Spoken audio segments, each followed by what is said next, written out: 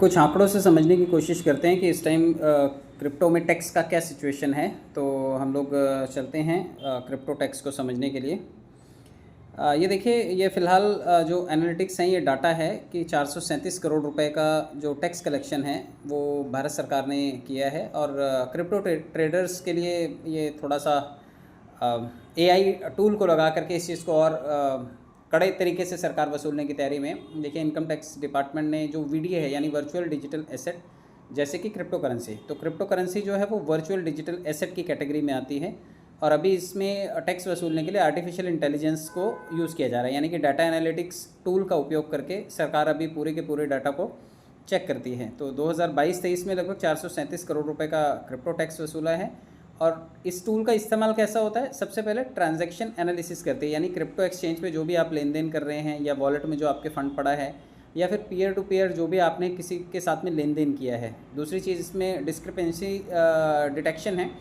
तो ये जिन लोगों ने टैक्स फाइलिंग में इनकम को डिस्क्राइब नहीं किया है, छुपाया है, तो उनकी पहचान अलग से की जा रही है। और डाटा क्रॉस वेरिफिकेशन में क्रिप्टो एक्सचेंज और बैंक दोनों की जानकारी को मिला करके भी ये चेक कर रहे हैं कि टैक्स चोरी अगर हुई है तो उसके लिए इनको फ़ंड वसूल करना है। तो अब पहले की तरह जो है वो थोड़ा सा चीटिंग करना या उसको छुपाना आसान नहीं है। और जितना भी घोषित इनकम है क्रिप्टो में, ट्रेडिंग से हो चाहे माइनिंग से हो चाहे एनएफटी के सेल से हो, उसकी रिपोर्टिंग आने वाले टाइम में धीरे धीरे करके सभी को ट्रांसपेरेंट करनी होगी। 30% टैक्स, 1% टीडीएस, ये दोनों चीज़ें फ़िलहाल ली जा रही हैं। और डाटा और एक्सचेंज, डेटा से ये पता चलता है, टीडीएस और डाटा एक्सचेंज से भी ये पता चल जाएगा कि आपने क्या ख़रीदा, क्या बेचा या कितना मुनाफा कमाया है। तो अगर टैक्स नहीं दिया है तो नोटिस और पेनल्टी आने वाले टाइम में लीगली फेस करनी पड़ सकती है। तो ये फ़िलहाल एक तरफ जहां भारत सरकार टैक्स को कड़ा कर रही है, वहीं पर एक और फर्म है जो आप जानते हैं, ब्लैक रॉक। तो मैं आपको ब्लैक रॉक के बारे में बताता हूँ। तो ब्लैक रॉक जो है वो स्ट्रॉन्ग इन्वेस्टमेंट क्रिप्टो में लगातार कर रही है। तो अभी फ़िलहाल उसने इथेरियम में बहुत बड़ा इन्वेस्टमेंट किया है। मैं आपको आंकड़े तो इथेरियम में कुल लगभग 1.2 बिलियन डॉलर, यानी कि लगभग 10,000 करोड़ रुपए का भारी निवेश किया है ब्लैक रॉक ने। और ये कभी की बात है, देखिए अभी 3-4 दिन पहले की बात है। तो सबसे बड़ी एसेट मैनेजमेंट फर्म है, 1.2 बिलियन डॉलर का इन्होंने इथेरियम में इन्वेस्टमेंट किया। और इसी अवधि में इन्होंने 267 मिलियन बिटकॉइन में भी इन्वेस्ट किया है। तो आप देखिए कि कितना बड़ा बड़ा फंड क्रिप्टो में एक तरफ इन्वेस्टमेंट किया जा रहा है और एक तरफ सिर्फ और सिर्फ रेगुलेशन बनाए जा रहे हैं, जबकि इसके और भी विकल्प हो सकते हैं। मैं ब्लैक रॉक के बारे में थोड़ा और बता दूं आपको। ब्लैक रॉक के पास लगभग 10 ट्रिलियन डॉलर्स का जो है वो फंड है। ये एक फ़ंड हाउस है जो पोर्टफोलियोज़ मैनेज करता है, ब्लैक रॉक। और ये लैरी फिंक साहब हैं जो इसके सर्वा हैं। तो ब्लैक रॉक के बारे में ये भी जान लीजिए, क्योंकि ब्लैक रॉक ना तो बैंक है और ना ही हेज फंड है। तो ये एक एसेट मैनेजर है जो 10 ट्रिलियन डॉलर से ज़्यादा की संपत्ति को दिशा देता है, यानी कि इनके पास फंड आता है। और ये कहाँ से आता है? Real estate, energy, health care, tech, जितनी भी टेक्नोलॉजीज़ कंपनीज़ हैं, या फिर डिफेंस। तो ये धन का मालिक नहीं है, लेकिन उसके प्रवाह का नियंत्रक ज़रूर है। तो ये बहुत बड़ा फंड हाउस है जिसके पास बड़े बड़े देशों की बड़ी बड़ी इंडस्ट्रीज़ का पैसा आता है और ये इस पैसे को मैनेज करते हैं। अब आने वाले टाइम में ये भी पॉसिबल है कि बिटकॉइन जो है वो गोल्ड को रिप्लेस कर ले, या फिर उसी की तरह से एक बहुत बड़ा डिजिटल एसेट बन जाए। जिस तरह से गोल्ड एक फिजिकल एसेट है, सोलाना ये ऑयल का रूप ले ले। और क्योंकि ये सभी चीज़ें एसेट के तौर पर मानी जाती हैं, और आने वाले टाइम में गोल्ड हो चाहे ऑयल हो, एक लिमिटेशन है इनकी, इसलिए इनका वैल्यूएशन हमेशा बढ़ता है। और एक्सआरपी, तो ये जो कैश का लेन देन आज की तारीख में हम लोग करते हैं, तो भविष्य में हो सकता है कि ये सभी चीज़ें डिजिटल फॉर्म में आने वाले टाइम में ये सभी चीज़ें इस्तेमाल हो। तो अगर ऐसा ही कोई प्रारूप भारत सरकार अपनाती है तो इससे क्या बेनिफिट हो सकता है, मैं ये भी आपको गाइड करता हूँ। अगर मान लेते हैं कि जितने भी अभी देखिए टैरिफ वॉर जिस तरह से चल रहा है, ट्रम्प साहब ने जिस तरह से बोला है कि 25% टैरिफ लगाया जाएगा, तो जो चीज़ें हैं वो सस्ती महंगी जो भी हैं उनके ऊपर, सभी के ऊपर प्रभाव पड़ेगा। अब एक थोड़ा सा आंकड़ा ले लेते हैं 2023 में, जैसे जितने लोग भी अमेरिका में काम करते हैं, क्योंकि आज वहाँ पे बड़ी बड़ी जितनी भी कंपनियाँ हैं उनको सबको हेड करने वाले जो लोग हैं, उनको सबके सीनियर्स जो हैं, टॉप लेवल पे बैठे हुए लोग हैं, वो इंडियंस हैं। तब भी 25% टैरिफ लगाने की बात होती है। तो वहाँ से जो पैसा भेजा जाता है, एक आंकड़ा है 2023 का, एक आंकड़े से समझते हैं। आप देखिए जिस तरह से भारत में जो भी लोग सिटीजनशिप लेकर के अमेरिका जाते हैं, या फिर वहाँ की बड़ी बड़ी कंपनियों को हेड करने वाले भी इंडियंस हैं और बहुत सारे लोग वहाँ पर काम करते हैं।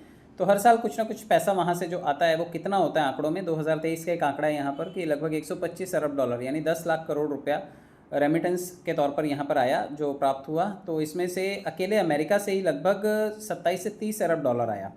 तो ये किस लिए आया? क्योंकि वहाँ पे रहने वाले लोगों ने परिवार के खर्चे के लिए भेजा, शिक्षा के लिए, एजुकेशन या निवेश करने के लिए ये खर्चा किया। तो अब आप देखिए कि इस टाइम जो सर्विस प्रोवाइडर्स हैं वो कौन कौन हैं। पैसा अगर उन्होंने ट्रांसफ़र किया तो वेस्टर्न यूनियन का उन्होंने सपोर्ट लिया होगा, जूम या वाइस का सपोर्ट लिया होगा, भुगतान के लिए वीज़ा और मास्टर कार्ड ने सपोर्ट किया होगा, और फॉरेक्स कन्वर्जन के लिए यूएसडी से आईएनआर में जब कन्वर्ट हुआ तो बैंक और कार्ड के जो नेटवर्क हैं उन लोगों ने सपोर्ट किया। तो ये सब मिलाकर के कुछ 5 से 10% इन नेटवर्क्स और बैंक शुल्कों में कट जाता है। यानी कि जो भी सर्विसेज हैं, अगर वहाँ से कोई अमेरिका में काम करने वाला एम्प्लॉई है या फिर वहाँ का कोई इंडियन है जो यहाँ से गया है कमाने के लिए और वो अगर पैसे भेजता है तो मान लो वो $100 भेजता है तो यहाँ पर 90 या फिर $95 पहुँचते हैं, यानी कि 5 से 6 डॉलर जो है वो हर ट्रांजैक्शन में कट जाते हैं। तो हर साल अरबों डॉलर का नुकसान होता है।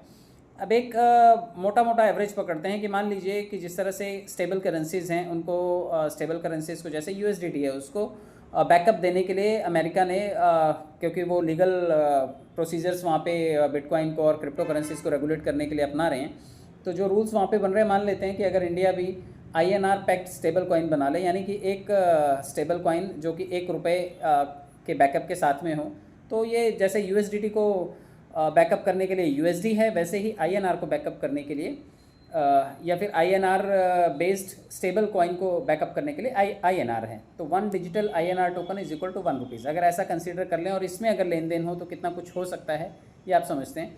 देखिए, ट्रांजैक्शन फ़ीस जो है वो 5 से 10% फ़िलहाल लगती है, लेकिन अगर INR पैक्ड स्टेबल कॉइन ला देती है गवर्नमेंट तो 0.1 से 0.5% क्रिप्टो नेटवर्क पे ये शुल्क लगेगा। ट्रांसफ़र टाइम जो है अभी बैंक से ट्रांजैक्शन होने में 1 से 5 दिन लगता है, तो कुछ सेकंड्स में हो जाएगा ये। और जो मिडल मैन की जैसे बैंक, वीज़ा या मास्टर कार्ड हैं, ये सीधे वॉलेट में ट्रांसफ़र होगा। उनकी जो टाइमिंग है उस पर उनकी भूमिकाओं को भी ख़त्म किया जा सकता है। ट्रांसपेरेंसी ज़्यादा होगी, ब्लॉकचेन पे पूरी तरह से ट्रैकिंग हो सकती है, जबकि अभी ट्रैकिंग मुश्किल होती है। सरकार को टैक्स ट्रैकिंग अभी फ़िलहाल मुश्किल है क्योंकि पैसा बैंक से वाया पहुंचता है, जबकि स्मार्ट कॉन्ट्रैक्ट से कोई भी चीज़ का लेन देन होगा तो ट्रैकिंग भी आसान हो जाएगी। अब संभावनाएं क्या हैं? भारत के लिए फॉरेक्स इनफ्लो में बढ़ोतरी होगी क्योंकि फॉरेन मनी जो है वो आएगा और बड़े कम कॉस्ट कटिंग के साथ आएगा, और डिजिटल रुपी से टैक्स ट्रैकिंग और ब्लैक मनी पर कंट्रोल भी आ जाएगा और कम शुल्क में पैसा जो है वो पहुंच पाएगा। तो अमेरिका के लिए क्या है कि तेज़ी के साथ भारतीय वर्कर्स तेज़ और सस्ता मीडियम चूज़ करेंगे और पैसा तुरंत भेज देंगे।